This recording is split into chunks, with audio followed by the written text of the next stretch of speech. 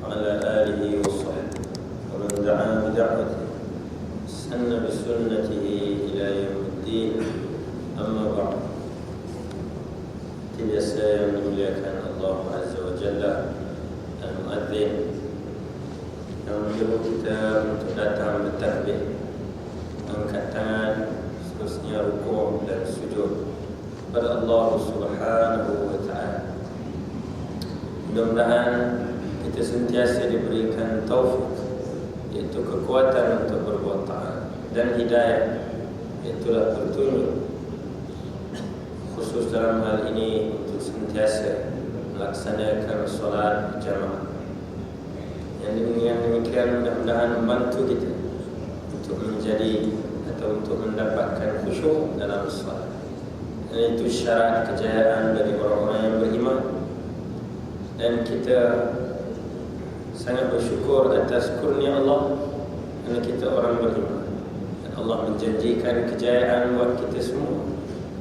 Dan dengan itu juga kita berjuang, berjihad agar orang lain juga yang belum beriman, yang belum dia believe in one God, in oneness of Allah Subhanahu wa Ta'ala, mereka akan segera berbuat demikian. Mereka yang di luar sana akan segera bersama dengan kita, warka'u ma'ar raki'in, rukuk dan sujud pada Allah Subhanahu wa Ta'ala. Kita berkempen agar orang di seluruh dunia bukan saja mencerap bulan bila ada gerhana bulan, mencerap matahari bila ada gerhana matahari, tapi kita berkempen ke seluruh dunia. Kita bacakan hadis-hadis yang disampaikan oleh Nabi sallallahu alaihi wasallam 1400 tahun yang silam, agar manusia segera beriman, yang dengan itu melayakkan mereka untuk bersama-sama dengan kita rukuk dan sujud dalam solat gerhana. Seterusnya, tuan imam, tadi saya masuk rakaat yang kedua. Imam baca untuk kita surah Iqra, surah Al-Alaq, wahyu pertama dari Allah Subhanahu wa Ta'ala, ayat 1 hingga 5, yang menerangkan kepada kita bahawa Allah itu Maha Esa, Allah itu Maha Pencipta. Allah menciptakan kita min alaq, kemudian dari alaq itu sebagaimana kita sembang-sembangkan dalam diskusi kita terdahulu, bagaimana proses penciptaan insan yang Allah Subhanahu wa Ta'ala detailkan menerusi ayat-ayat yang lain dalam Al-Quranul Karim, dan sebagaimana yang dijelaskan oleh seorang Nabi yang ummi, yang buta huruf statusnya, tetapi sangat celik dengan ilmu wahyu dari Allah Subhanahu wa Ta'ala, sehingga menyampaikan balaghar risalah, menyampaikan semua keputusan, semua perintah Allah Subhanahu wa Ta'ala, wa addal amanah, dan dia menunaikan amanah dari Allah Subhanahu wa Ta'ala. Kalau kita bercakap tentang integrity, kita bercakap tentang amanah, maka Nabi sallallahu alaihi wasallam telah addal amanah, telah menunaikan amanah itu tadi. Dan dengan itu mudah-mudahan menjadi teladan untuk kita untuk sentiasa meletakkan amanah dalam kepimpinan dan dalam kehidupan kita. Wa nasahal ummah, dan Nabi sallallahu alaihi wasallam, kalau kita kata kita penat dan membebel, penat cakap banyak kali dan membebel dengan anak-anak, dan kalau jadi bos nak kena membebel dengan orang bawah, dan begitulah sebaliknya, kalau jadi orang bawah nak kena membebel mengingatkan yang di atas agar berlaku adil. Dan Nabi sallallahu alaihi wasallam nasahal dia telah menasihati. Dia tidak kenal penat dan jemu, walaupun dibaling dengan batu-batu sehingga berdarah kakinya, dihalau oleh penduduk Taif, tapi penduduk Taif jugalah yang hari ini beriman pada Allah Subhanahu wa Ta'ala, sesuai dengan doa Nabi sallallahu alaihi wasallam yang telah meletakkan big hope la'alla Mudah-mudahan kata Nabi sallallahu alaihi wasallam, yakhruju min sulbi, akan lahir dari tulang-tulang sulbi mereka yang menghalau aku ini, golongan yang beriman pada Allah Subhanahu wa taala, golongan yang bukan sahaja percaya dan yakin dengan kekuasaan Allah, tapi meneruskan jihad ini, meneruskan jihad untuk memberitahu manusia tentang maha berkuasanya Allah Subhanahu wa taala. Jadi begitulah kita mengambil begitu banyak i'tibar pengajaran dari suratul Alaq, yang dalam surah yang sama Allah Subhanahu wa taala memperihalkan tentang Abu Jahal sama dengan kawan yang bersekutu dengannya, yaitu Abu Lahab. Walaupun Allah Subhanahu wa taala tak sebut nama Abu Jahal di dalam surah ini, tapi Allah Subhanahu wa taala memaksudkan kalla la illam yantahi, sekali-kali kalau dia tak berhenti daripada terus menghina, menyakiti, mengacau, mengganggu kekasihku Muhammad sallallahu alaihi wasallam, la nasfa'an bin nasiyah. Kedatang perkataan an-nasiyah yang dari sudut i'jazul ilmi, mukjizat saintifik, mukjizat saintifik yang terdapat dalam perkataan nasiyah itu, setelah dikaji dia berkaitan dengan prefrontal area atau frontal lobe, bahagian depan otak manusia, yang kata Allah Subhanahu wa taala nasiyatin kadibatin khati'ah. Dia sifat dia kadibah, penipu, dan dia khati'ah, dia merancang tipu daya.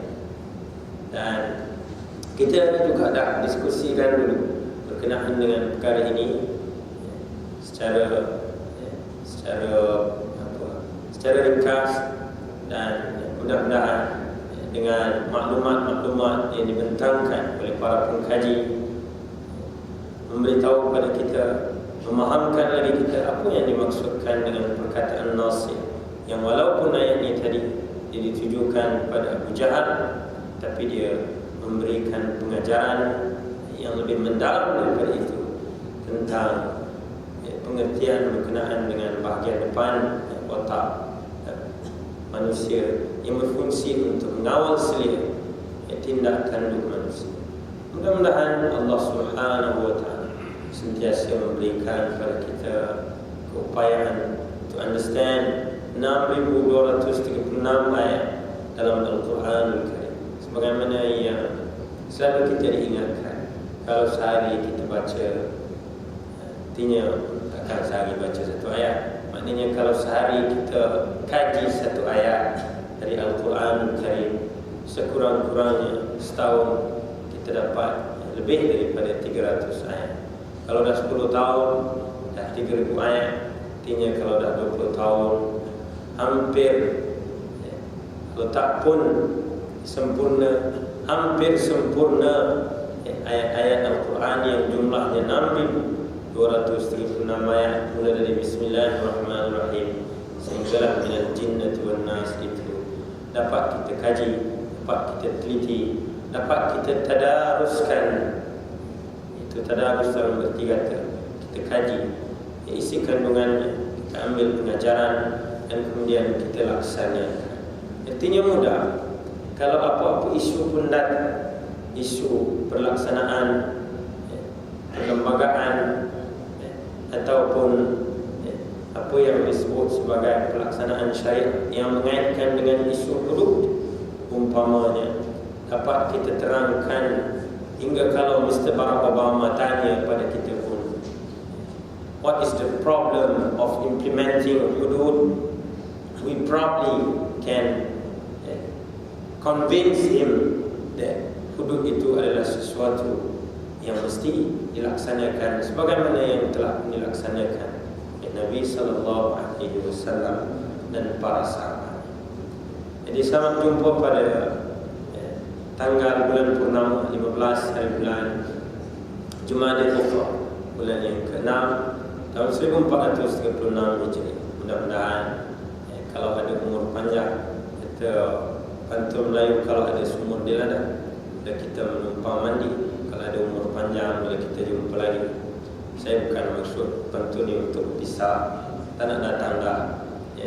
Maksudnya nak jumpa lagi dengan Ramadan. Kalau ada umur panjang, insya-Allah kita ketemu lagi dengan bulan Ramadan Al-Mubarak yang tak berapa lama lagi, yang dia datang sebagai tetamu kehormat dengan membawakan untuk kita janji Lailatul Qadar yang Allah Subhanahu wa taala telah menterikan menerusi Al-Quranul Karim 1400 tahun yang silam, bahawa tak ada malam yang sebanding dengan Lailatul Qadri khairun min alf syahr. Ini sementara menunggu datangnya Lailatul Qadar, sementara menunggu insya-Allah peluang untuk kita, kalau ada umur dan panjang, insya-Allah kita jumpa lagi dengan Ramadan Al-Mubarak. Di sementara itu, mari kita teruskan agenda tafaqquh fiddin.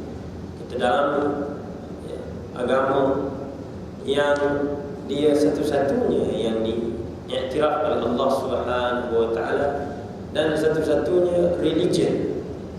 Dan sebab itu kita kata adal amanah, menunaikan amanah ni something yang very heavy untuk kita. Cukupkah dengan kita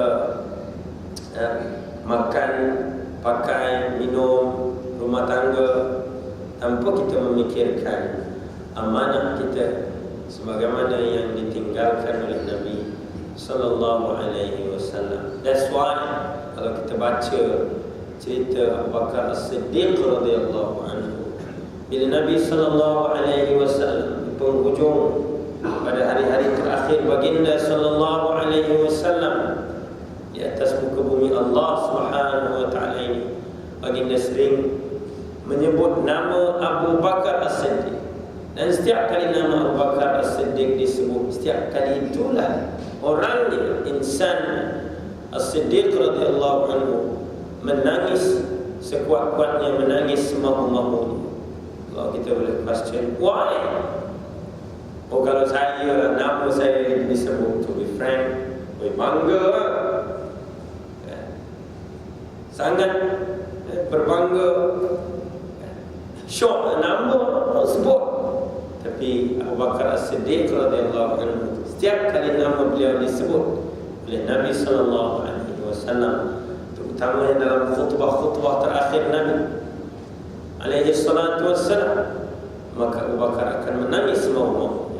Why? Kerana fahamnya Abu Bakar tanggungjawab yang berat. Kalau Nabi tak ada, siapa nak jaga umat ini? Umat kesayangan, umat yang dipesankan oleh Nabi, ummati as-salah as-salah. Hari ini berapa ramai orang gagal mendirikan salat. Sebab itu ada kawan hantar pada saya GST, cepat-cepat tunaikan GST. Patutnya lama dah implement GST, mula-mula hot juga tu punya ganti solat tertinggal.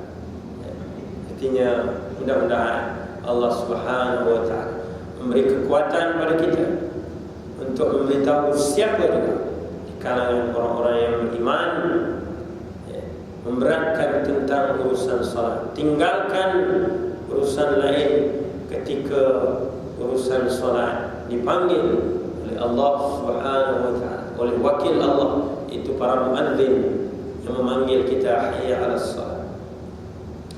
Jadi insya-Allah kita bincang sedikit sebanyak malam ni.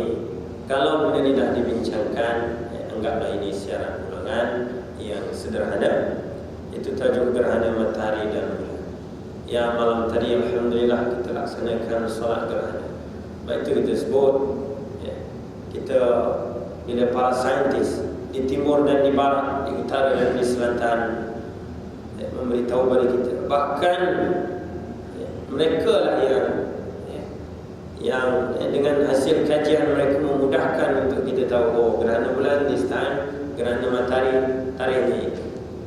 Maka tugas kita selaku orang yang faham pengertian ayat-ayat Al-Quran dan apa yang dijelaskan oleh Nabi sallallahu alaihi wasallam untuk convince mereka. Let's come and pray to Allah Subhanahu wa taala. Kerana secara ringkas sebelum kita tengok hadis-hadis berkenaan dengannya, Nabi sallallahu alaihi wasallam menyebut inna syamsa wal qamar ayatani min ayatillah la yankhasifani li mauti ahad wala li hayatihi fa idza ra'aytum dhalika fadhkurullaha wa kabbiru wa sallu wa tasaddaqu. Hadis ini diriwayatkan oleh Al-Imam Al-Bukhari. Dia potongan daripada hadis yang panjang. Nanti insyaAllah kita baca. Saya plan untuk baca 2 hadis yang panjang. If we manage to do it, insyaAllah kita bincangkan isi kandungannya, kita ambil pengajaran dari ini. Jadi kata Nabi, sungguhnya matahari dan bulan itu ayatan adalah 2 tanda min ayatillah, daripada tanda-tanda Allah, tanda-tanda kekuasaan Allah. Kan Allah sebut wa ayatul lahumul ladzi naslakhu minhun nahar fa idza hum muzlimun. Dan bila Allah sebut wa ayatul lahumul, walaupun Allah tak sebut min pada ayat ini, dalam ayat yang lain Allah sebut wa min ayatihi, tapi dia membawa maksud sebahagian daripada tanda, one of the signs of the Almighty Allah Subhanahu wa taala. Jadi Nabi sebut dalam hadis ini, sebelum itu minta maaf kerana suara jadi rock, serak-serak basah. Mudah-mudahan jelas apa yang saya sebutkan ini. Jadi Nabi kata 2 tanda daripada tanda-tanda kekuasaan Allah. Tidaklah berlaku gerhana, bahasa kita gerhana lah. Limauti ahad, yang berlakunya gerhana pada kedua-duanya itu matahari dan bulan disebabkan matinya seseorang ataupun kehidupannya. Hidup dan mati itu tak ada kaitan dengan berlakunya gerhana. Fa idza ra'aytum dzalika, apabila kalian tengok, menemui keadaan yang demikian, kata Nabi, sama ada gerhana matahari ataupun bulan, maka ingatlah Allah. Zikrullah, kena lebih banyak mengingati Allah. Wa kabbiru, dan bertakbir, Allahu akbar. Wa sallu, dirikanlah salat. Wa tasaddaqu, dan bersedekahlah kalian. Baik. Seterusnya, saya sebutkan bahawa kita tengok daripada 6,236 ayat, kan kita cakap tentang Al-Quran tadi, dan Al-Quran banyak menyebutkan tentang tanda-tanda kekuasaan Allah. Mungkin orang tanya kita, nothing left, tak ada yang ditinggalkan oleh Allah Subhanahu wa ta'ala melainkan disebutkan dalam Al-Quranul Karim. Bagaimana dengan gerhana? Baik, tersebut tak ada ayat yang spesifik menyebutkan tentang gerhana matahari dan bulan. Sama macam tak ada ayat yang khusus menerangkan tentang Dajjal la'natullah. Walaupun ada ayat yang menyatakan tentang the sign of kedatangan Dajjal, tapi nak sebut perkataan Dajjal itu tak ada. Jadi gerhana matahari dan bulan, Allah Subhanahu wa ta'ala sebut dalam surah Al-Qiyamah, perkataan yang kita kata khusuf dan khusuf. Dalam hadis Nabi sallallahu alaihi wasallam, dalam report daripada para sahabat, ada yang menyebut gerhana matahari itu kusuf. Ada report lain menyatakan gerhana matahari itu khusuf. So kita yang kita yang orang Melayu ni jadi confused lah. So which one ni? Khusuf ke kusuf? Ada yang kata salah tu sebut kusuf, khusuf. Kalau refer to hadis sebut khasafat syams. Ada riwayat lain kata kasafat syams. Baik, sekarang kita jadikan Al-Quran Karim itu bukan sebagai menghakimi apa yang kita discuss, tapi bila refer penggunaan bahasa ini, sudah tentulah para sahabat Nabi sallallahu alaihi wasallam yang lebih arif berbanding dengan kita. In the first place, there were the companion, the students, the Prophet sallallahu alaihi wasallam, and secondly, mereka adalah bangsa Arab, berbahasa Arab. Di Al-Quran Al-Karim menyebutkan dalam surah Al-Qiyamah, فَإِذَا بَرِقَ الْبَصَرُ وَخَسَفَ الْقَمَرُ, ayat 8 dan 9. 7, 8 ke 8, 9. Jadi dari surah Al-Qiyamah itu Allah sebut فَإِذَا بَرِقَ الْبَصَرُ, apabila bariqa, yakadul barqu, bila kilat buruk, pom, kita pun tebal. Jadi kata Allah, فَإِذَا بَرِقَ الْبَصَرُ, apabila mata terbelalak, terkejut, datang kiamat itu tadi. وَخَسَفَ الْقَمَرُ, khasaf, dan hilangnya ذَهَبَ ضَوْءُ, kata Al-Imam Ibn Katsir, Imam Al-Qurtubi dan imam-imam yang lainnya dalam menafsirkan ayat daripada surah Al-Qiyamah berkenaan dengan the meaning of khasafa. The word khasafa means ay dhahaba dawu, iaitu perginya cahaya, iaitu hilang cahaya. Jadi Allah sebut tentang al-qamar, fa idza bariqal basar wa khasafa al-qamar, and then the next ayat is what? Wa jumi'a asy-syamsu wal qamar, dan dihimpunkan asy-syams wal qamar, dihimpunkan, jumi'a maknanya dihancur binasakan oleh Allah Subhanahu wa taala.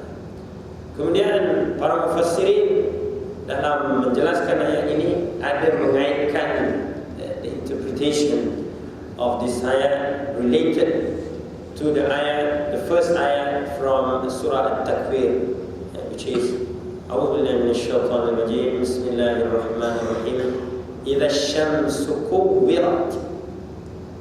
Sebab matahari dan bulan ini dia berpisah tiada.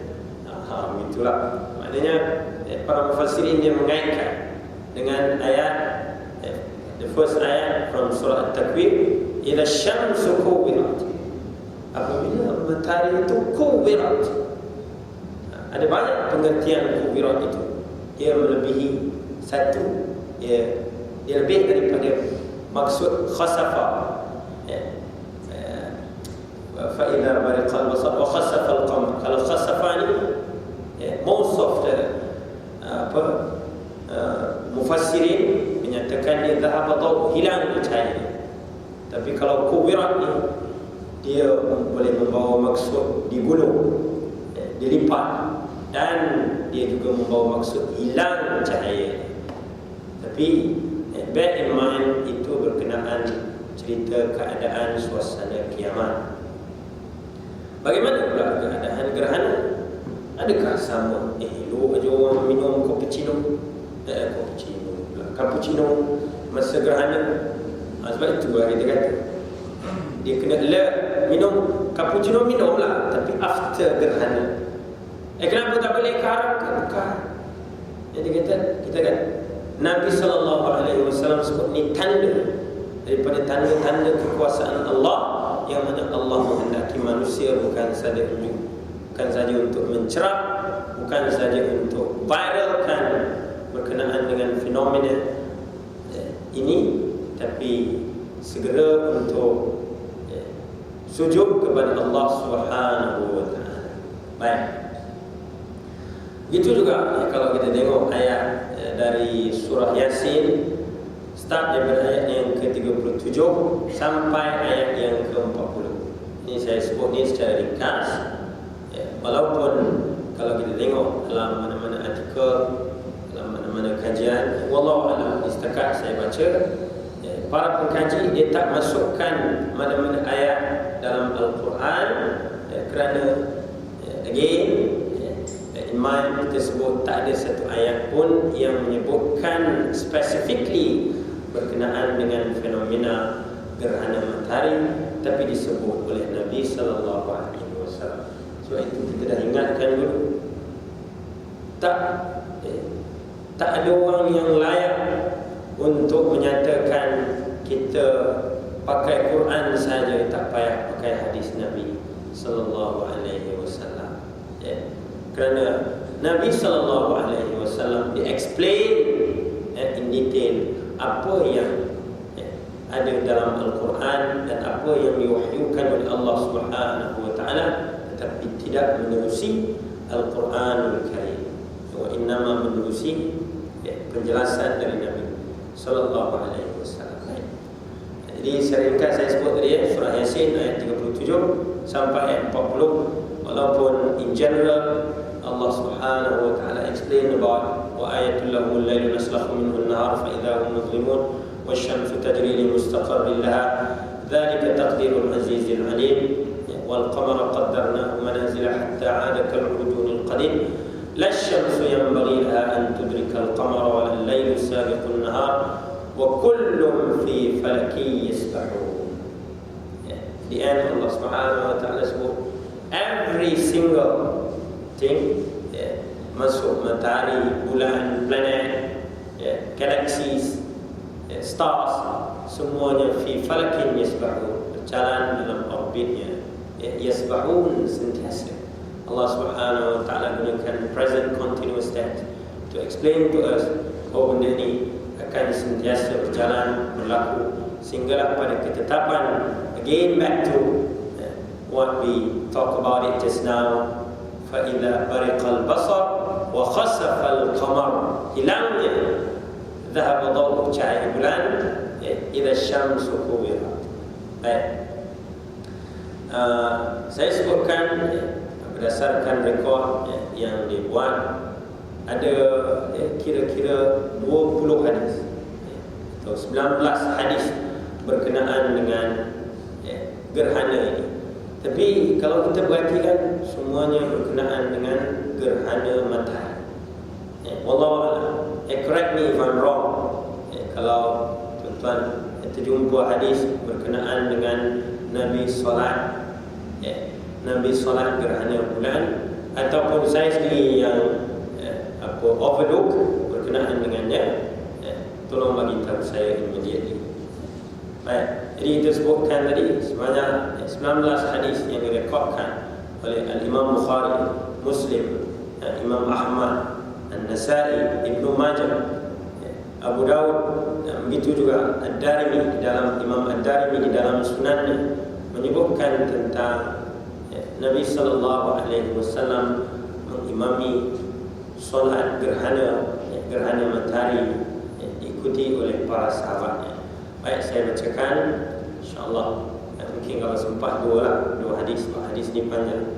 Hadis pertama ni saya kira baris dia ada 25 baris.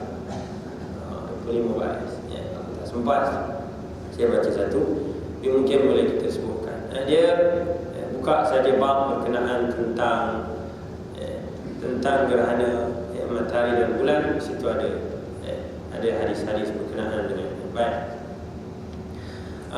Hadis pertama yang saya baca ini yang diriwayatkan oleh Imam Muslim, iaitu hadis ini daripada Jabir bin Abdullah radhiyallahu anhu, jalan periwayatannya daripada Abu Bakar bin Abi Syaibah, yang mana beliau menyatakan hadasan, telah menceritakan pada kami oleh Abdullah bin Numair, yang mana Abdullah bin Numair menyatakan bahawa bapanya Muhammad telah mendapatkan hadis ini daripada Abdul Malik, daripada Atha, dan Atha selaku at-tabi'in mendapatkan atau meriwayatkan cerita atau hadis ini daripada Jabir bin Abdullah radhiyallahu anhu.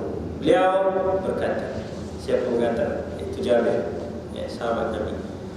In kasafatish syams, saya sebut tadi ada lafaz yang menyatakan perkataan khusuf untuk matahari. Ada lafaz hadis yang menggunakan perkataan khusuf. So, kita tak payahlah bergaduh. Dan kita yang Melayu ni tak payah bergaduh. Salah aku belajar khusuf untuk matahari. Orang ni pula kata aku belajar khusuf. Jadi kita nak sebut kedua-duanya betul. Sebab itu kita ambil kalau kita bukan nak kata siapa salah sama betul, tapi bahasa Al-Quran menyebut wa khasafal qamar, apabila bulan gerhana atau hilang cahaya khusuf. Sebab itu kebanyakan daripada scholars menyebutkan khusuf dikhususkan untuk gerhana bulan. Baik. Jadi lafaz Jabir disebut inkasafat. Maknanya pada masa Rasulullah gerhana berlaku, gerhana maknanya hilang sebentar daw atau cahaya matahari itu tadi pada masa Rasulullah sallallahu alaihi wasallam. Yauma mata Ibrahim, pada hari kewafatan Ibrahim.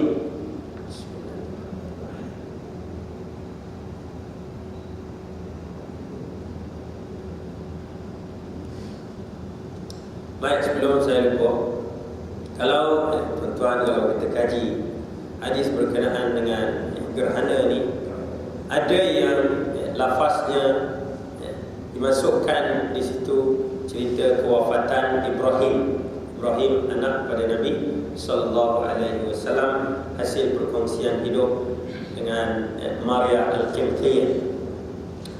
Baik, ada yang tak menyebutkan, maknanya can be happen more than one time berlakunya gerhana matahari pada masa hayat Nabi sallallahu alaihi wasallam. Jadi untuk hadis ini dia kata yauma mata Ibrahim, hari kematian, hari kewafatan Ibrahim ibnu Muhammad sallallahu alaihi wasallam. Kebetulan itu gerhana. Faqala an-nas, maka manusia pun mulalah bercakap-cakap, innama inkasafat, sungguhnya matahari ini dia gerhana di mauti Ibrahim, sebab Ibrahim mati. Faqama an-nabi sallallahu alaihi wasallam, maka Nabi sallallahu alaihi wasallam pun berdiri segera mendirikan solat. Fa shalla bin nas 6 rakaat. Tengok perkataan dia. Sebab tu kita kena tengok, jangan tengok literal dia je. Dia sebut sini lafaz dia Nabi solat gerhana ni 6 rakaat. Tu dia macam mana kita 2 rakaat 6 rakaat bi 4 sajdah, dah 6 rakaat 4 sujud. Macam mana 6 rakaat 4 sujud? Kita pun pening. Perkataan rakaat di sini dia merujuk pada rukuk. Sebab itu kita kata usalli fardhu subhi rakaatain, 2 rukuk. Ya, betul, 2 rukuk. Manakala apa yang disebut oleh Jabir bin Abdullah dan kawan-kawannya, para sahabat Nabi radhiyallahu anhum ajma'in, dalam meriwayatkan apa cerita berkenaan dengan Nabi solat gerhana ni, mereka gunakan perkataan rakaat. Sebelum itu kita sebut ada yang menyebutkan 6 kali rukuk dan ada yang menyebut 4 kali rukuk. Setakat saya ikut solat di belakang imam di sinilah, semuanya 4 rakaat. Tak tahu kalau Masjid Mujahidin dia buat 6 rakaat, maknanya 6 kali rukuk.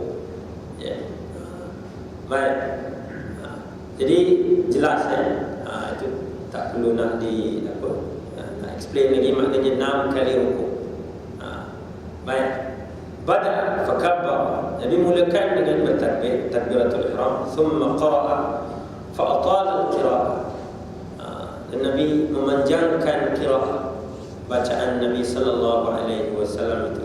Tidak didetailkan di sini ayat apa yang dibaca oleh Nabi, walaupun ada riwayat menyatakan Nabi baca surah Al-Baqarah. Masya Allah, panjangnya. Kau berapa solat isyak kalau gitu? La haula wala quwwata illa billahil aliyyil azim. Itu kalau saya lah, kalau saya fikir Surah Al-Baqarah 286 ayat. Pukul berapa nak solat Isyak? Saya lah, tuan-tuan tidak. Tapi summa raka'a nahwan mimma qama. Kemudian Nabi rukuk, dan rukuk Nabi itu panjang. Macam mana Nabi berdiri? Masya Allah, macam mana? Hokak. Lagi yang saya tanya, macam mana apa? Panjangnya rukuk Nabi itu, lamanya Nabi rukuk itu. Dalam riwayat lain ada yang menyatakan sampai pengsan, para sahabat pengsan. Nabi ingat dulu sahabat, this is not solat fardu.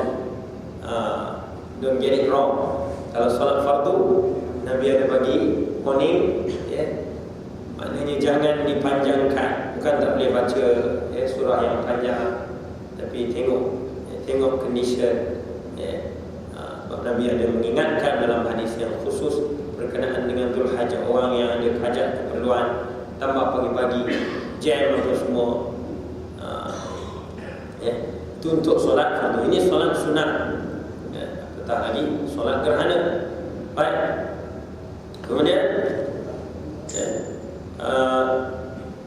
summa rafa'a ra'sahu min ar-ruku'. Kemudian Nabi bangunlah, kalau bahasa kita untuk adilah, faqara'a qira'atan duna al-qira'ati al-ula. Kemudian Nabi sambung bacaan lagi, baca Fatihah, sambung solat, sambung baca surah, tapi tidak sepanjang macam mana pada kali pertama tadi.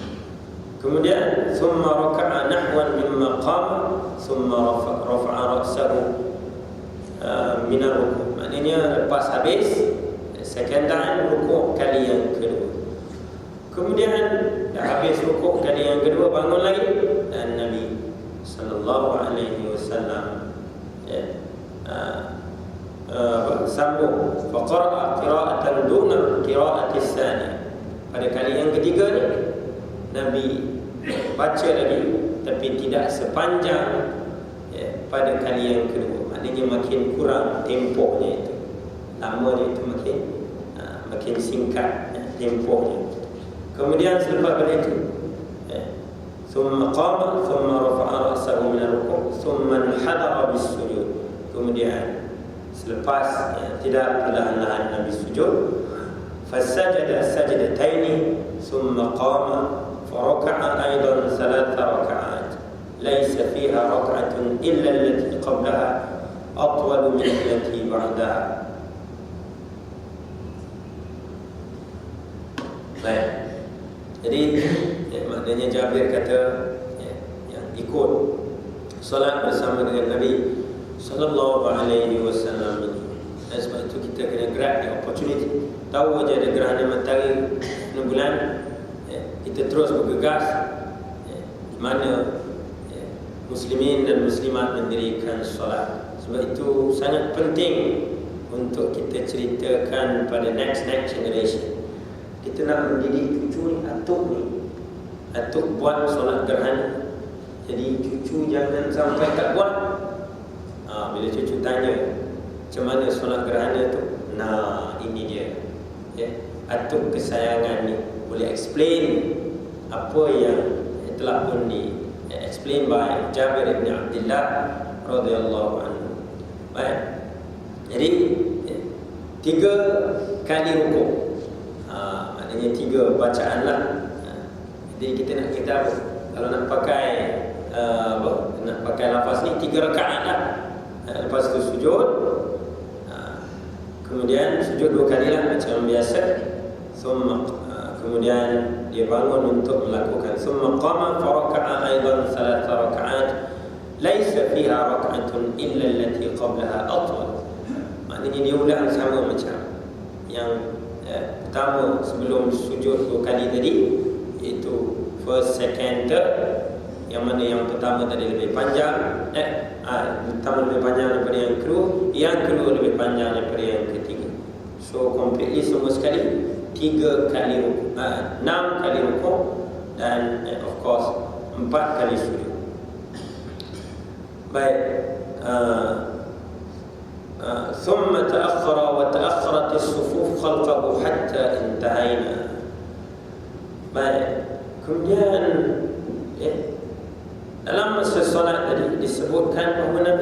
sallallahu alaihi wasallam ada masa dia mengundur ke belakang.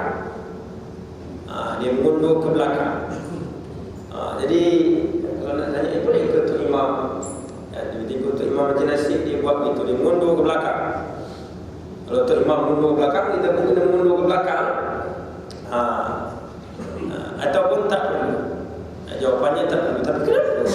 Direkodkan di sini Nabi ada mundur ke belakang. Disebut di sini. ثم تأخر وتأخرت الصفوف خلفه حتى انتهينا. Maknanya ada orang tahap tu Nabi mundur ke belakang, orang pun ikut mundur ke belakang bersama dengan Nabi. وقال أبو بكر حتى انتهى إلى النساء ثم تقدم وتقدم الناس. Kemudian selepas daripada mundur tu Nabi maju balik ke depan dan orang pun ikut macam yang dilakukan oleh Nabi sallallahu alaihi wasallam. Fansarafa hayyan sarafa wa qad adat asy-syams. Dan bila Nabi selesai mengimami solat ni tadi, gerhana telah pun selesai, maknanya dah habis gerhana. Faqala an-nabi sallallahu alaihi wasallam bersabda, ya ayuhan nas, wahai sekalian manusia. Nabi tak kata ya ayyuhal mu'min, wahai sekalian manusia. Jadi seruan Nabi itu bukan saja untuk kalangan para sahabat yang muslimin dan muslimat, tapi untuk seluruh manusia.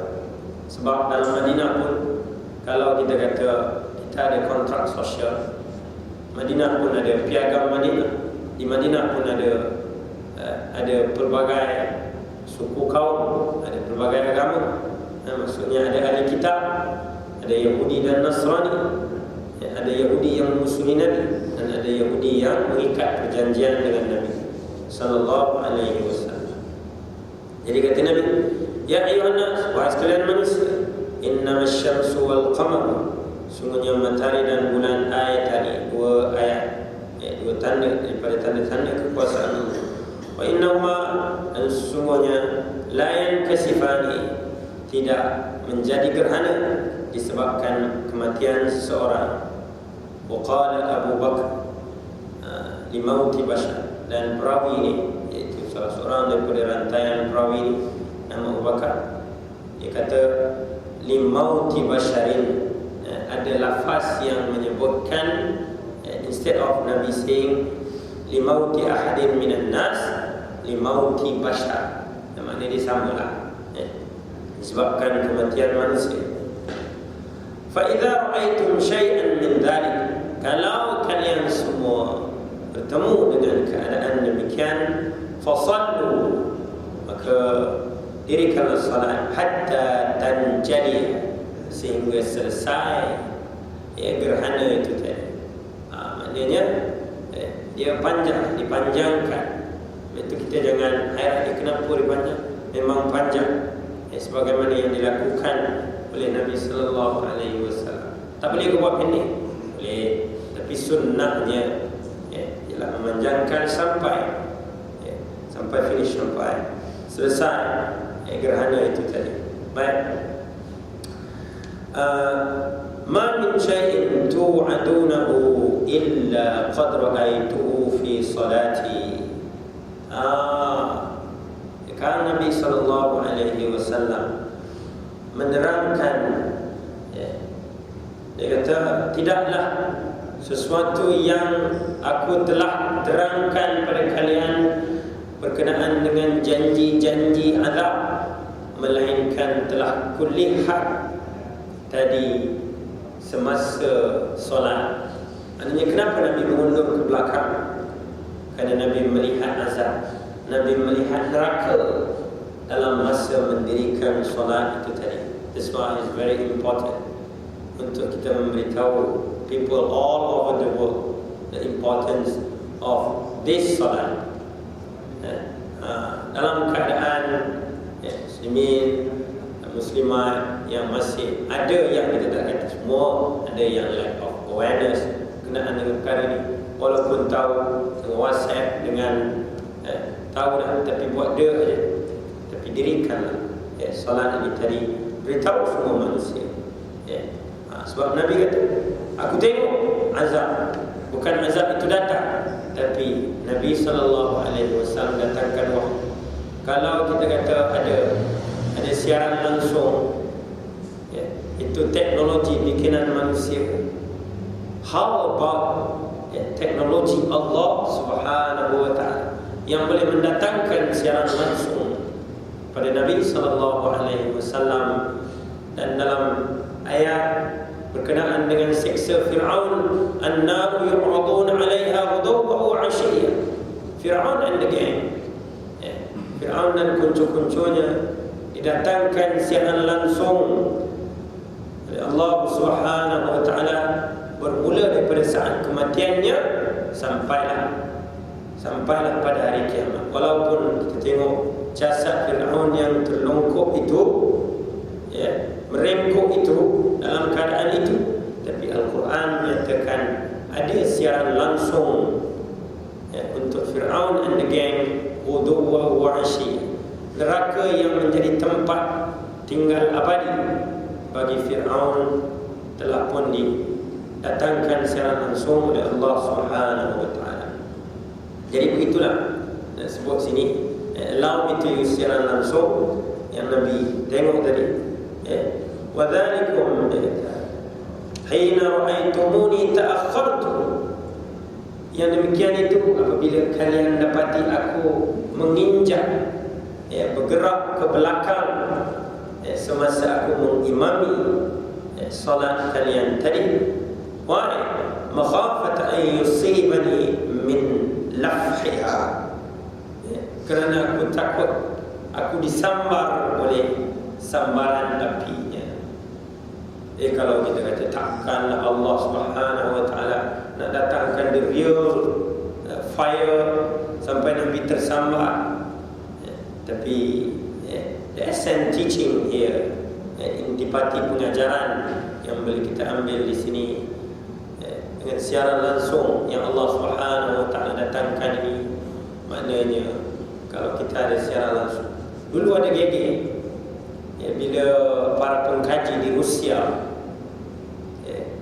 dia buat kajian berkenaan dengan suara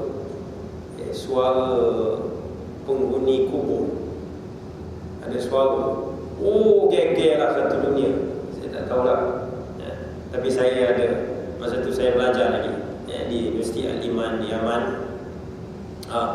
Di same time tolong doakan saudara-saudari kita muslimin dan muslimat di Republic of Yemen, di tempat-tempat yang lain.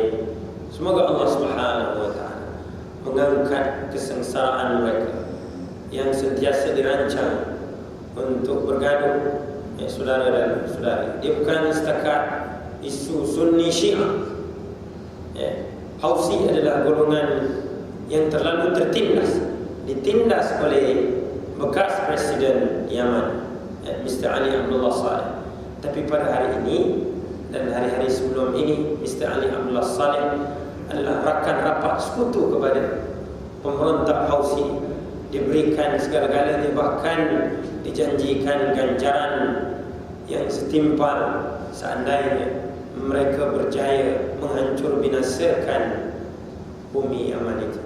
Maka lihatlah bagaimana persekongkolan ditambah dengan campur tangan daripada Iran, Amerika dan yang lain-lainnya. Again, conclusion, doakan saudara-saudari kita muslimin dan muslimat, agar Allah dan kita semua, agar Allah Subhanahu wa Ta'ala mengangkat kesengsaraan peperangan daripada kita dan dapat kita bersatu untuk musuh yang satu.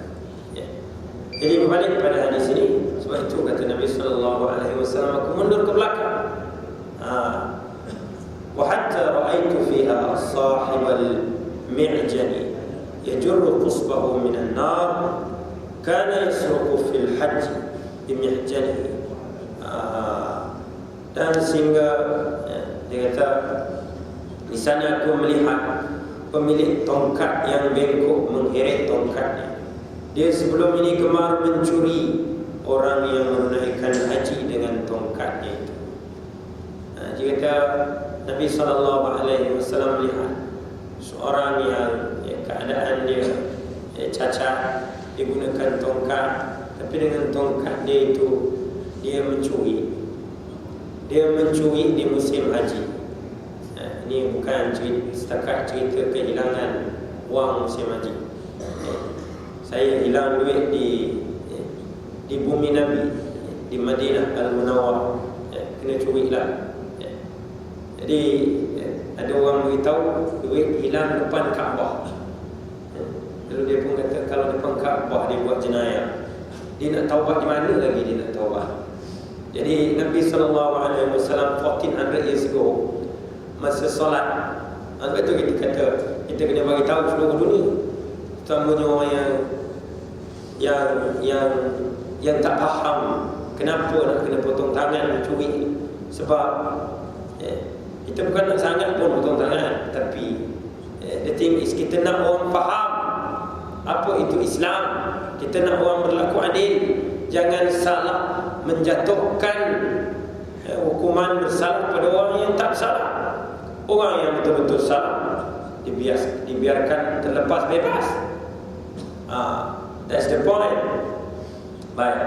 Jadi Nabi SAW kata, aku tengok keadaan pencuri itu tadi. Dia mencuri masa orang mengerjakan haji, dan dia disiksa dengan dahsyatnya oleh Allah Subhanahu wa ta'ala.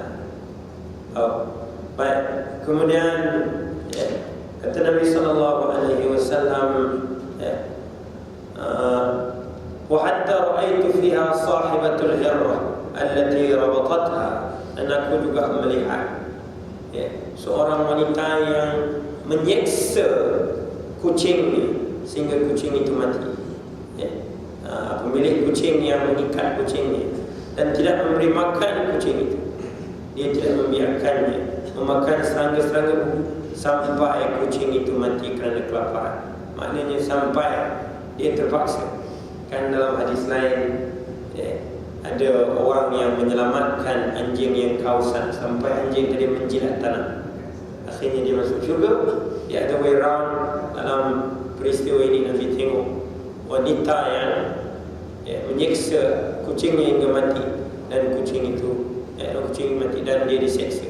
Dan Nabi melihat keadaan ini semasa mendirikan solat gerhana itu tadi.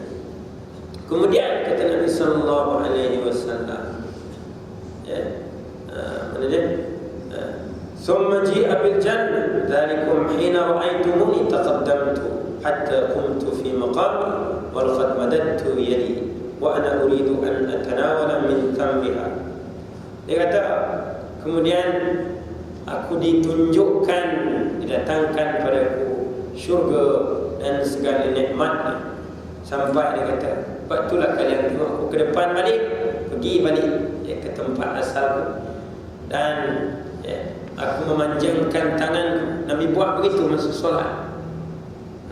Dia tak batal ke? Nabi buat begitu masa solat.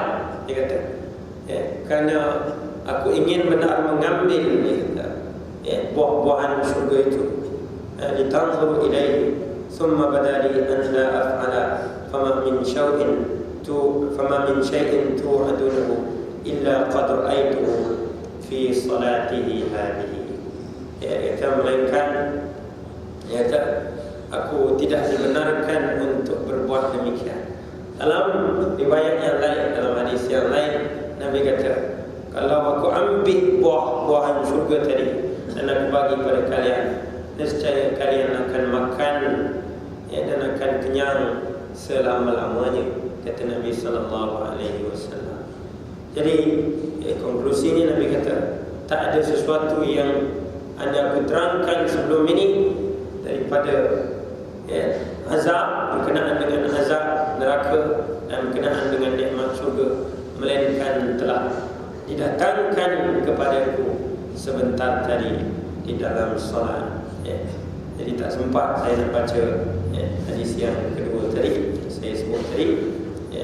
Dia hadis yang kedua ni sebenarnya riwayat daripada Imam Ahmad.